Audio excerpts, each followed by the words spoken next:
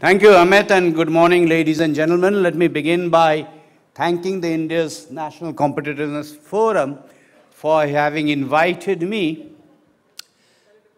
to speak first and deliver what has been labeled as a keynote address. The keynote address suggests that I have something extremely profound to say. I have nothing very much profound to say. I want to make a few bulleted points. We are all here fundamentally to listen to Professor Porter, and I'm singularly fortunate because I will have the opportunity to listen to him, hopefully not once, but twice in the course of today. Having said that, some very basic points.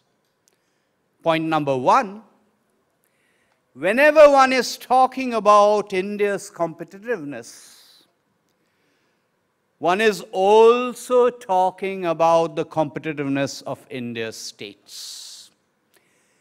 Depending on the year, 95% of India's national income originates in the states. There are studies on India's competitiveness vis-à-vis other countries, but there are also studies on the competitiveness of India's states vis-à-vis each other.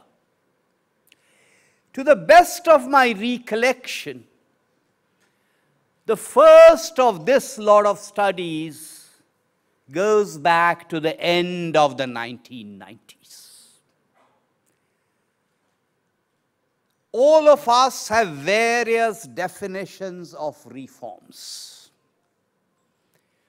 Whatever be the definition of reforms, most of the reforms we are talking about now are reforms that pertain not to the external sector, not to product markets, but to factor markets. Land, labor, natural resources. The obvious point to make is that most of these factor markets, as per the 7th schedule to the Constitution, are either in the state list or they are in the concurrent list. One must also remember that whenever one is trying to rank states, there is paucity of objective data. Whatever be the set of indicators, one needs data, and that data can either come through objective data or it can come through responses to subjective questionnaires.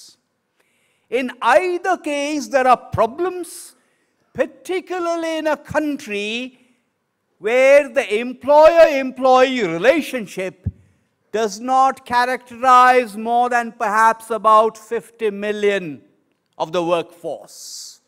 With the total workforce / labor force of around 470 million, only about 50 million would be covered by an employer-employee kind of relationship. The bulk of it is self-employed, and when I say self-employed, I don't necessarily mean only agriculture, even outside agriculture. There is this great paucity of data, particularly at the sub-state level. Hence, quite often when one uses objective data, one is stuck with this problem, even independent of the ranking, if one is trying to monitor India's progress towards the MDGs or even the SDGs, one has similar kinds of problems. The alternative, of course, is to use subjective responses to questionnaires. But there again, to try and get decent sample sizes, decent sampling designs, remembering that many enterprises in India are what are called MSME. They are micro, small, and medium. Most of them, 95% of them, are not even registered under any form of legal identity. Having said all that, if one looks at various studies that have been done on investment attractiveness of states, beginning with the end of the 1990s, right at the top of what attracts or deters investments, domestic or foreign, is a list which looks something like the following. Number one, physical infrastructure, particularly roads and electricity. Number two, procedures. Sometimes lack of transparency about the rules and the regulations, sometimes about the speed of clearances. Number three, complicated tax procedures, both on the direct side and on the indirect side. On the indirect side, those who are familiar with India know that some of this is now going to be eased because of the GST. Item number four generally has been a cluster of labor-related issues, by which I don't necessarily only mean labor laws. I mean perceptions of labor militancy, perceptions or reality about the lack of skills, and perhaps right at the end of that particular list, you will find issues connected with law and order. These studies generally tend to show that fiscal incentives don't really matter except at the margin. Another set of questions to ask is, how has this changed since 1991?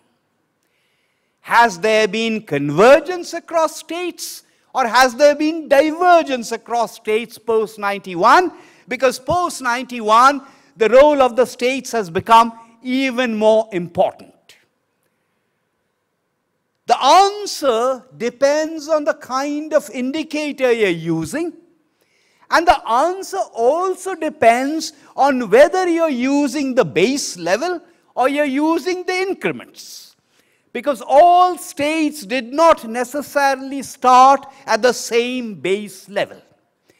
And one of the lessons since the 1990s has been that some of the historically backward states, if not in the decade of the 1990s, certainly beginning with the decade of the 2000s, have exhibited fairly high rates of growth. Despite those high rates of growth, because of the initially low base levels, some of these states tend to be still relatively backward. So you might have very high rates of growth in states like Bihar, or states like Madhya Pradesh, or states like Chhattisgarh, but even then, these states, in terms of per capita income, will still considerably be lower than something like Punjab. All of this is fine. This is descriptive, despite what I said about the subjectivity of questionnaires. But the more important question to ask is, where does this lead us? Studies of this type cannot only be positive, they also need to be normative. They need to lead to policy changes. One of the problems is that because of what I mentioned, the 7th schedule, it is always not very easy to pin down responsibility. But before I delve into that, let me also mention that there are certain legitimate legacy issues that some states complain about. By legacy issues, I'm not talking about old issues like the freight equalization problem. That's over and done with. But the fact of the matter is, many of the states, through no fault of their own, still suffer from a legacy in two different ways. Firstly, they still lack transport infrastructure. That may be in the form of roads, that may be in the form of railways, that may be in the form of civil aviation. It is also true that out of India's 600,000 villages, about 100,000 villages still lack satisfactory physical and social infrastructure. It is also a fact that out of India's 600 districts, the number of districts is more now. I'm using figures that are slightly old because the number of districts keeps changing. Out of India's 600 districts, about 70 odd districts still lack this physical and social infrastructure. People who are familiar with India know that the states and now even the gram panchayats have a lot of fiscal devolution happening. But some of these physical and social infrastructure areas that I mentioned are the province of the union government. To take one particular example or two particular examples, for instance, in a state I find that roads are in bad shape. Which roads? The national highways are one thing, the district roads are another thing, and the rural roads are another thing. The reason I'm harping on that is it is very easy to rank states, but to try and deduce what the policy should be to change is not that easy. Having said this about the legacy part, the way I look at it is every citizen in India must be entitled to a certain basic level of goods and services, regardless of where he or she happens to be located. Once that minimum threshold has been ensured, and the responsibility, as I said, we can debate the role of the government, the responsibility of that depends on multiple layers of government. There is the union government, there is the state government, and there are the local bodies. And we are still in a process of churn of decentralizing India, not just in fiscal terms, but also in terms of decision making. Down the years, people have argued that India is excessively over-centralized. It used to be over-centralized because of colonial reasons. It continued to be overly centralized post-1947 because of the influence of the planning process. It's only now that we begin to see the beginnings of this decentralization, not just fiscally, but even otherwise. States have already begun to compete. You can see that visibly happening. There was a point in time when they used to compete on the basis of fiscal incentives. That is over and done with. And increasingly you will find, I mentioned the procedures. Some of you may be familiar with the work that's been done by the DIPP. I'm not talking about the World Bank's doing business indicators, but the work done by the DIPP on its own. That covers a limited set of indicators, but nonetheless, that has triggered a process of competition among states. The competition among states is desirable.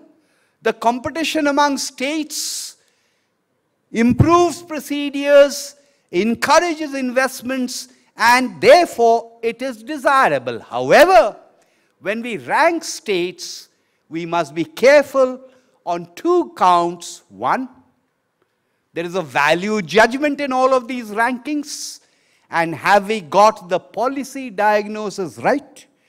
Two, as I said, there are legacy issues. And three, finally, much of what has been done is an adaptation of frameworks from other countries in the world, but we must remember that compared to those other countries in the world, the role of the government in India, or the three layers of government in India, still remain far more important. And finally, what I said, the informal nature, the rural nature.